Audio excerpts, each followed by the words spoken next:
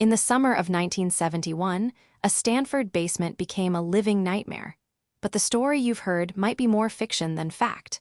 Welcome to the Thought Lab. The Stanford Prison Experiment was born from a simple question. What happens when you put good people in a bad place? Psychologist Philip Zimbardo, inspired by the Milgram obedience studies, wanted to understand how institutional roles could shape behavior. In 1971, he recruited 24 male college students for a 2-week simulation of prison life. They were randomly assigned as guards or prisoners. The basement of Stanford's psychology building was transformed into a mock prison with cells, a solitary confinement closet, and a yard. Zimbardo believed the environment, not the personalities, would drive the action. He was about to find out just how right he was. Within hours, the simulation spiraled. Guards began asserting authority with arbitrary rules, waking prisoners at 2:30 a.m. for roll call. Prisoners resisted, barricading cells and refusing orders. The guards escalated, stripping prisoners naked, forcing them to clean toilets with bare hands, and using solitary confinement. By day 2, prisoners showed extreme stress, crying, screaming, emotional breakdowns. One prisoner, #819, developed a rash and uncontrollable crying after just 36 hours. Zimbardo himself became immersed, acting as superintendent and losing sight of ethical boundaries. The experiment was becoming a real prison, but not the kind anyone had planned. Here's where the story gets complicated. The popular narrative says all guards became sadistic, but reanalysis of the original data tells a different tale. Only about 1/3 of the guards were consistently abusive. Another third tried to enforce rules fairly.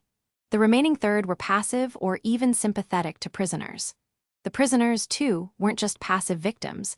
They staged a rebellion on day 2, barricading cells. The guards responded with fire extinguishers and solitary confinement. The experiment wasn't a simple one-way influence of environment on behavior. It was a dynamic dance of action and reaction. This nuance is often lost, but it changes everything. By day 5, the experiment had become a nightmare.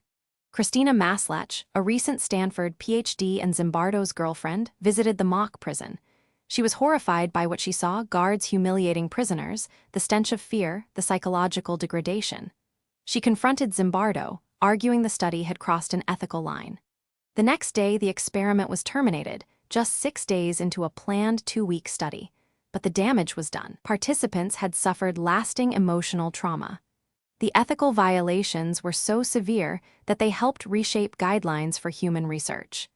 The SBE became a cautionary tale, but for reasons that are still debated. Decades later, the Stanford Prison Experiment remains a cultural touchstone, cited in textbooks, films, and debates about power. But its legacy is contested. Critics argue the experiment was flawed. Zimbardo's own involvement as superintendent blurred the line between observer and participant. The sample size was small, all male, and self-selected. Yet the core idea endures, that situations can powerfully shape behavior. The SBE isn't a simple story of good people turning bad. It's a reminder that context matters, that authority can corrupt, but also that resistance is possible. The real lesson may be about the complexity of human nature and the dangers of a single story. If you found this exploration valuable, consider how the power of situations shapes your own world. Until next time, keep questioning.